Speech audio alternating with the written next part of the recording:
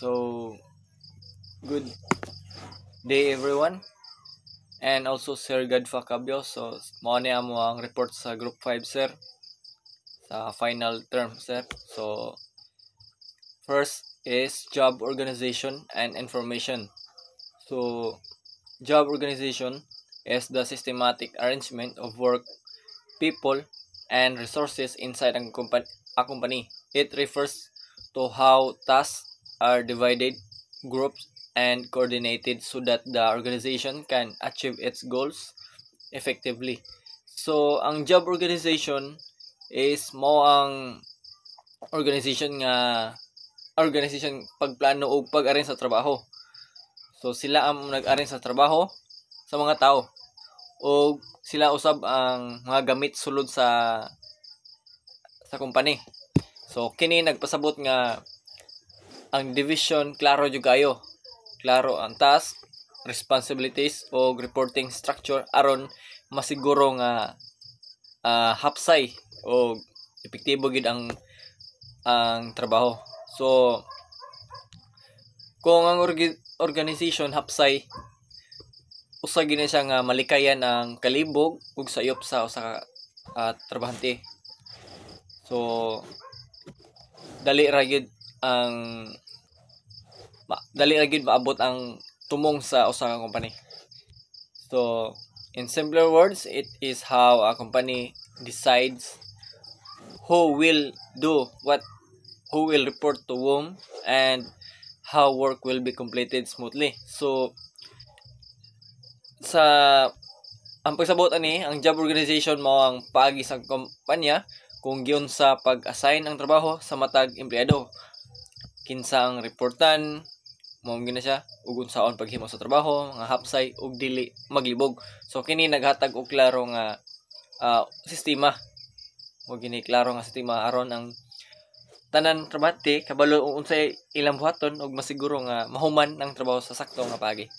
So, expanded purpose. Una is to ensure every employee understands their role. So, aron ang matag empleyado sa usa ka company masayod sa ilahang trabaho nga responsibilidad yun kung dapat yun klaro ang papel sa matag usa, malikayan ang kalibog ug mas hapsay ang dagan sa trabaho. So, ikaduha, to make work efficient and orderly. So, aron ang trabaho mahuman sa nagid sa husto nga pamagi o kanang walay kalibog, dapat hapsay ang sistema nya usasad kanang yung dili masayang ang oras sa company. Mo ginay usa ka nga digid ta maglibog, dapat hapsay gid. Number 3, to avoid duplication of tasks. Sa usa ka trabaho aron dili gid siyang magdoble bitaw ang trabaho sa lain-lain nga tawo. Kung klaro ang assignment sa matag usa, dapat gyud kabalo unsa iyang buhaton ug kinsa ang uban nga mutabang. Kay dapat man gyud nga ang imong assignment sa usa ka trabaho di man gyud nga gubot, dapat gyud siya nga klaro bitaw ang buhaton kung unsay na-assign sa imo ha. So, next is to promote teamwork and coordination. So, aron bitaw nga malig-on ang usa ka teamwork. Kung klaro bitaw ang usa ka role sa matag usa, mas dali bitaw siya kanang sa gini mapasaka sa tawag na bayayong o siya na mapasaka og mas maayo ang coordination sa usa ka task or sa mga task. And number 5, to make sure company goals are met on time. So, aron ang tumong sa usa ka company, dapat yung mahuman sa hustong oras kung organisado sa trabaho, dili madili bitaw ang deadlines o masayon i-monitor ang pagproseso. So, mo ginay usa ka gikinahanglan sa company goals. Makuan gid ang gingon raw company goals are met on time. So number 6, to improve productivity and performance. So aron mas effective ang usa ka trabaho o mas taas ang output, ang empleyado dapat yun motivated kay mo ginay usa ka klaro bitaw hapsay nga sistema nya walay kalibog sa usa ka trabahoan. Dapat yun nga to enhance efficiency, output and overall work, dapat yun siya quality. So number 7, to create a clear structure for decision making. So aron klaro ang structure sa paghimo og desisyon sulod sa usa ka company, kung kinsa man ang mo decide sa usa ka butang, mas dali masulbad ang mga problema ug dili maglibog ang empleyado kung kinsa ang responsible sa pag-approve sa mga plano o action. So dali ra siya masulbad ang problema kung naay mo decide bitaw nga klaro pod ang pagsulbad. So dali ra gid siya nga ma-establish. So before we start, let me introduce myself. I am Gister M. Teodosio, and I will going to discuss about elements of job organization. So there are 8 elements of job organizations, which is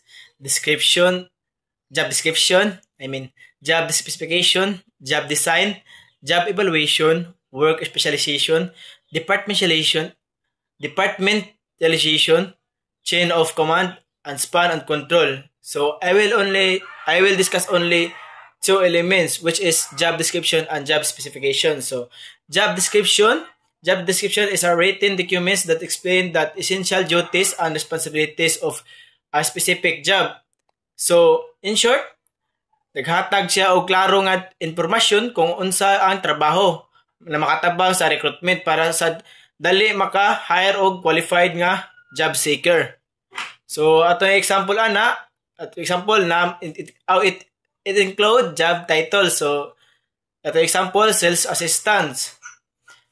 Ang imkuan dito na gibutang sales assistant. So ang ilang main task kay to assist customer. Ilang i-assist dito ang customer. And next, daily responsibilities. So unsa day daily responsibilities sa sales assistants day, di ba? To welcome and assist sa customer. Huwag lang ilang pag-arrange og mga product. I-arrange sila products kaya ka na mabungkag biya siya ilihokon sa mga mamalitay or customers. So ang ilang equipment use kay, for example, lang barcode scanner or credit card machine, cleaning supplies, and also the stock cards or trolley. Nya ang ilang working condition na kay inside or outside, like kanang nabaka sa mall, sa libre sales na gina sa sulod, inside ba or outside. Na po na sila shift work or puli-puli mo sila na day or night. Dayon, siyempre di na mawagtang ang interacting sa customers and also standing for a long period. So, nga nang important na siya di ay. It helps avoid confusion. Para sad ang mga job seeker, dili sila maibong ba, ilang gi-expect ba, dapat makakuan gid ang gi-expect nila. Dili sila maglibog ba. Kaya na naman ito nakasuwatan dito. Kung saan ka nang kuan sa kumpanya, job description. So next, guides hiring and training. So narito ang guide sa ilang hiring niya. Makuha na ka kung sa ilak nimo or dapat i-improve sa kagalingan ara na kuan and training. So sales expectation, so kung unsa gi-expect sa kumpanya na ma-meet sa job seeker, so mao na ang importante para mag-meet ba. And next, basis for evaluation and promotion. So kung sa ilang basihan sa pag-promote, evaluate then promotion. So next is job specification. So job specification describes the qualification needed to perform a job effectively. So it means what kind of person is a fit for the certain job. Kung unsa ang qualification nga kinahanglan para ma-hire. For example, ato ya po relate sila sa sales assistants. So unsa man day kanang kuan didto, ilang butada, it includes educational level. So unsa may ilang gi-hire didto. So dapat ang ilang minimum dito kay high school graduate. So pero mas preferred sila kung with bachelor degree like kanang business or marketing. So sa skills na pod na technical and soft skills. Na ibutanda example sa skills sa sales kay communication skills, products knowledge, customer service, and basic skill. Sa experience sa pod, dapat 1 to 2 years of experience in retail. And sa personality traits, dapat friendly ta, approachable, dapat confident pod, ug reliable and responsible. So sa physical requirements pod, if needed na siya kay dapat na kay ability to stand and walk for a long period. Capacity of lift or move 10 to 20 kilos. Dapat kaya ni mo na madaog di mo hanggang 10 to 20 kilos. Client kayo, daot ka sa walsa ka, balik pala nung kapian ka. So dapat naging kay sakto po na murag kusgan po ka ba na makaya ni mo. So why important? So health HR chose the right person. So ila makita dito kung unsagi ma-fit sa ilahang company. Kung dapat bagid i-hire. Kung unsa ang ilang di sila maglibog bitaw. So next kay ensures that employees fit the job. So ila po ensure na kung unsay kanang kwan sa employees dapat kung sa sila kumpanya mo kwan sa employees ma-fit sila ba like mao gid ang ilang trabaho nagisudlan dili sila sayop bitaw. Di para iwas mga kwan. So next is helps in training and development. So di ginamuwag tanong na dapat kita mo undergo og training para ma-develop atong skills and knowledge ug makuha tag dugang na mga dugang kaalaman na kanang mas mukan pa kita, mas ma-enhance pa gid ato ang mga skills and knowledge. Thank you. Elements of job organization, expanded meanings. So number 3, job design expanded.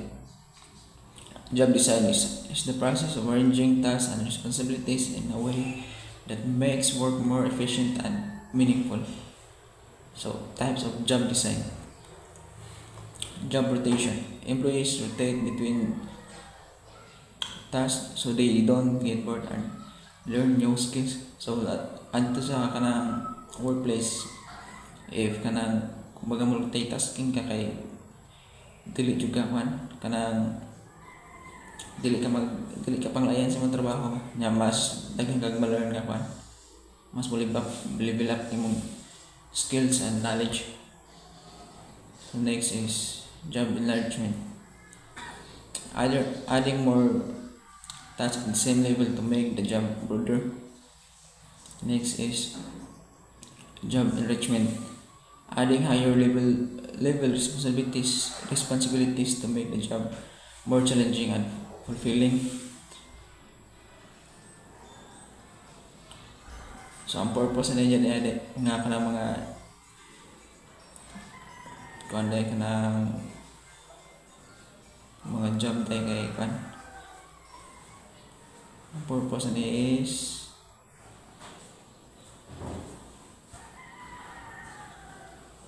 to reduce boredom, increase motivation, or improve job satisfaction. Number 4, job evaluation expanded. Job evaluation is a formal method that used to determine the worth or value of a job within an organization. So why companies do this? So ang purpose ni nga to set fair salaries, to avoid discrimination, to maintain balance between job work and compensation, and the last is to ensure employees are paid according to their responsibilities. So number 5, work specialization. Work specialization means dividing job into smaller tasks so that each employee focuses on specific function. So this benefits employee become expert, faster and more efficient work, higher productivity. So possible disadvantage, boredom due to repeated tasks, lack of flexibility. So number 6, departmentalization. Departmentalization is a group job into department based on similar function like activities. Type of departmentalization. So functional, group by a job function like HR, finance, and marketing. So product, group by product line. So geographical, group by location or region. And customer base, group based on type of customer like student, corporate clients. So importance of departmentalization is makes coordination easier, improve workflow, and help manager focus on specific areas. Number 7 is chain of command. Chain of command is a official line of authority in an organization. It shows who is in charge and who reports to whom. So kaning chain of command is mo ni siya ang kanang CEO or manager, supervisor mo ni siya kay siya man nagpa kanang tupad og kuan ba kanang kisay in charge. Siya mo yung kanang muan ay sa tanan ba. Siya mo yung kanang dala. So kung naay mga kasikas dito mo report sa iya ha. So purpose is avoid confusion. So kung nagani ka nang ma-confuse sa kanang employee, dito gini siya mo report sa kinsay in charge. So para makakanang kuan. So ang chief og command mo yung kanang makauna og hibaw. So second is ensures proper communication. So proper communication kanang sakto ilang pa communication baka nang walay ka ng mga kasika. So na ba. So number 3 is maintain order and discipline. So ang kanin pong chain of command siya po niyang magpatupad sa maintain sa kanang mga disiplina sa mga rules. Siya po help makes effective a decision. So kung sa may decision sa kanang matagusa, so ang chief of command mo po mo kanang mo agree siya po mo kanang buhat og plano. So number 8 is span of control. Span of control refers to the numbers of employees that manager can effectively supervise. So types, wide span, many employees under one manager, fast communication locus. So kanida ning daghan kag gi-manage like 15 or more. So mao ni siya ang kanang usara kay buk ang mag-manage ba. So mao ni siya ang kanang kuan pod paspas nga pagkanang kuan kay kaya ba. So narrow span, few employees, closer supervision. So so kanang kanida siya nga narrow span is kuan ra ni gamay ra siya gihandle ba. 3 or 5 lang iyang gihandle sa employees niya. Then importance, a fixed workload of managers. Kayo ang kaning wide span daghan kay kanang o gamay ra siya gi-manage or daghan maka-affect kay kanang magka puno-puno yang trabahoon ba ana siya. Influence organization structure and help maintain efficiency. Katora guys. So good morning everyone. So today I will present the first two important steps in the process of job organization and information. So the first step is job analysis. This is the foundation of organizing any job. It involves gathering complete and detailed information about the job itself, including the tasks to be done, responsibilities required, knowledge and skills, tools used, and the work environment. The goal of job analysis is to clearly understand what the job entails. So, the output of this step is two key documents. So the job description and the job specification. So the second step is preparing the job description. After collecting all the job details in the analysis phase, human resources writes the official job description. These documents clearly defines the duties, responsibilities, the scope of work, and the performance expected from the employee filing the position.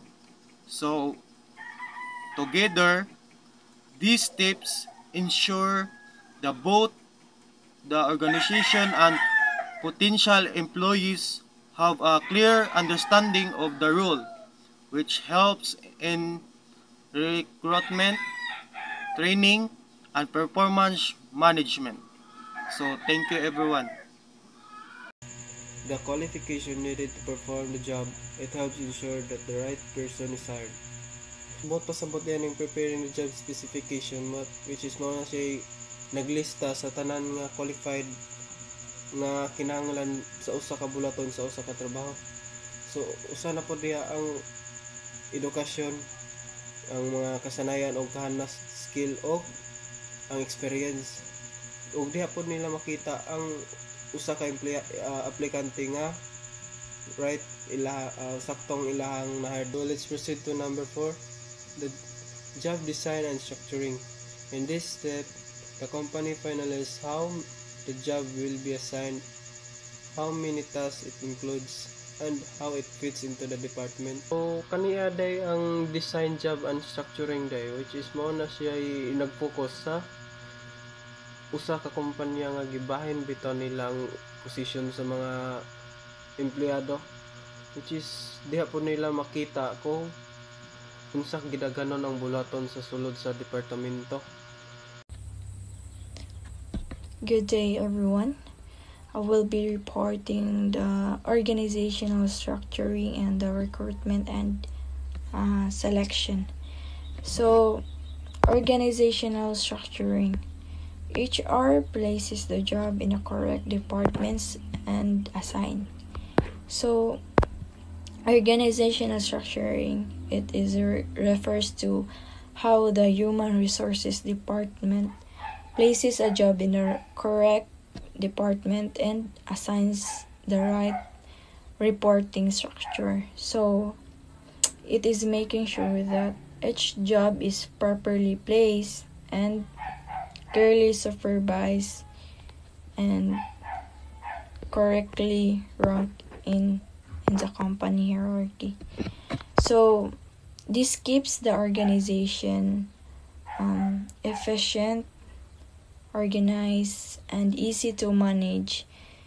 And it is very important kay kung dili klaro ang placement sa trabaho, maglibog ang employee ug magka-overlap ang task ug mahimong lisod ang coordination sa trabaho. So it includes the following. So the first is department placement. Department placement is means na gi-identify sa HR kung asa nga department ang kana job na belong. So for example, kung you're accounting employee, so syempre ibutang ka sa accounting department. Kung IT related ka naman, so sa IT department po ka ma-assign. So para imong trabaho ma-match sa imong skills and responsibilities. So having a clear department placement, it helps to maintain order, proper communication, and organized workflow. So second is the supervisor or manager assignment. So this refers to assigning a specific person nga mahimong immediate supervisor sa employee. The HR determines kinsa ang sakto nga manager nga maoy mo guide, mo monitor, o mo evaluate sa employee. It is very important kay para dili maglibog ang worker kinsa iyahang pangutanon, kinsa ang iyahang followhon sa instruction. So having a clear provide direction and accountability. So the third is the position level and the hierarchy. So hierarchy refers to the ranking system inside the organization. So diri nga part kay determine sa HR kung unsa nga level sa employee, whether you are entry level, staff position, team leader, supervisor, or managerial level. So this helps employee understands their authority, limitation, or career pathway. So let's proceed to the recruitment and selection.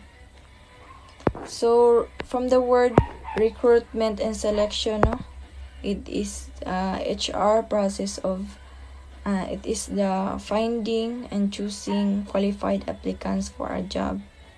So mao ni ang process sa pagpangita o pagpili sa pinakaangay nga tao para sa bakante nga posisyon.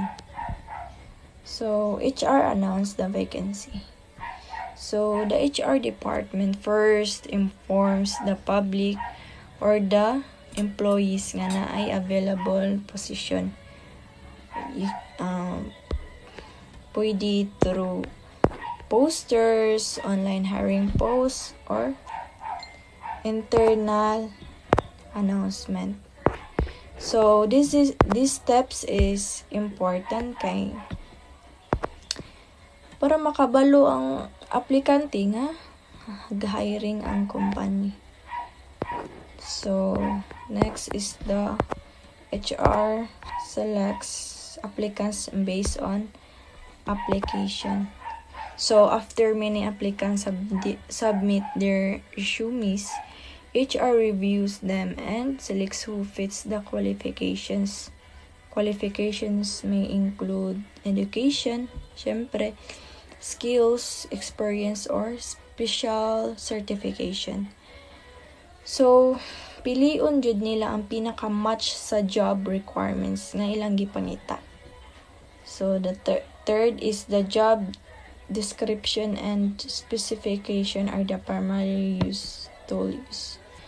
So these two documents are very important, the job description and the job specification. So job description, it explains what the job is, what tasks are required, duties and responsibilities. So job specification states what qualifications the person must have, like skills, experience, or education needed. So these tools help HR make fair and accurate decisions sa pagpili sa aplikante.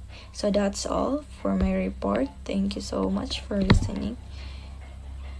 Everyone, I am Christian Joven Ilanan, and today I will continue the topic is all about steps in the process of job organization and information expanded. Orientation expanded.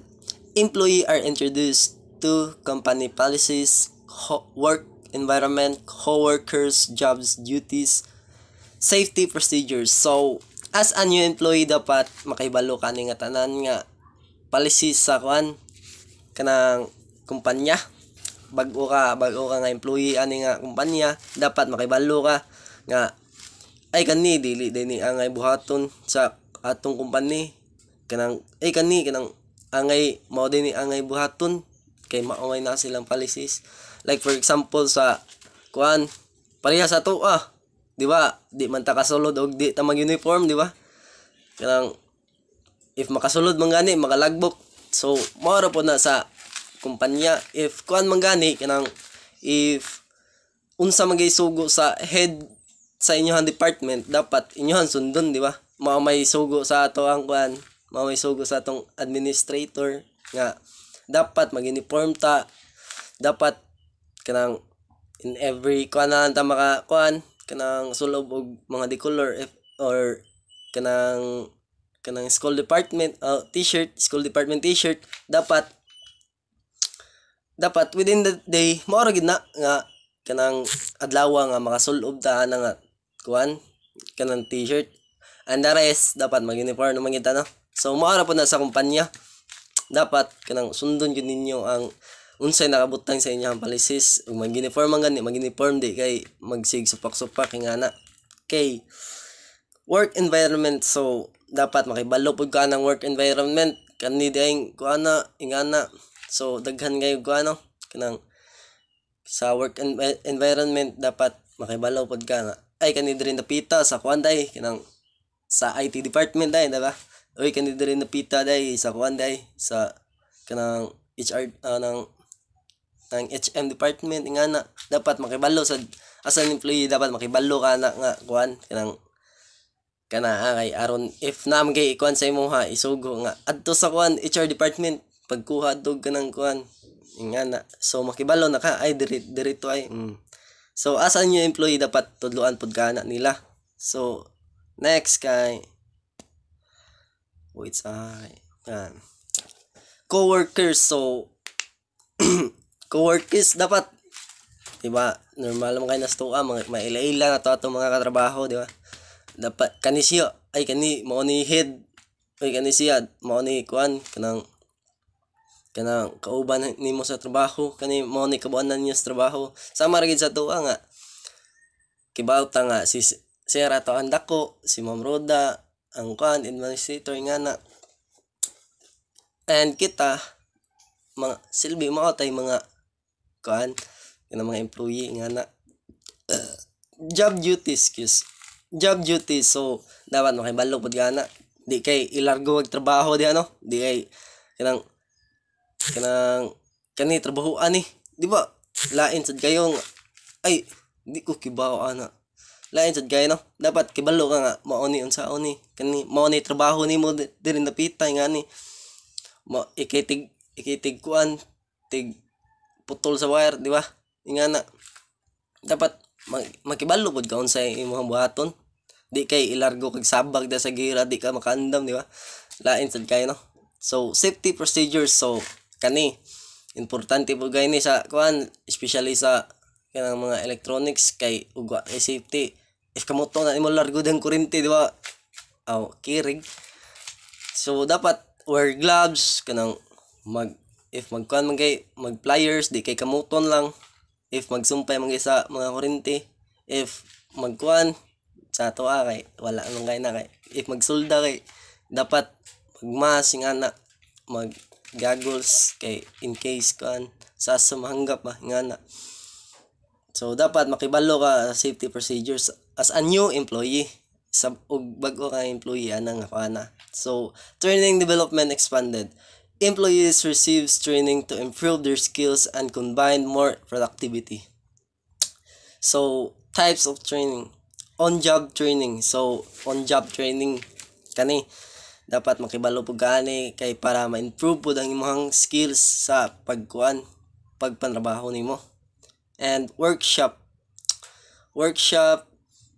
seminars, coaching. So sa job training mao ni sila ang mga types sa job training: on-job training, workshops, seminars, coaching. So sa training and development expanded, so dapat mukuan gid ani permino na kay knowledge ani permino, dapat mauban dapat mo uban gid ka permi sa trainings kay aron di lang kay dira ka kautob, dili kay kani man mao ni akong trabaho ari na lang ko, dapat mangandoy sa kag taas-taas, no? Mangandoy sad ka nga di lang kay diri lang ko kutob, dapat improve po na akong skills nga mataas pa ko, daghan pa ko mahibaw-an nga mga butang nga wala pa na ako mahibaw.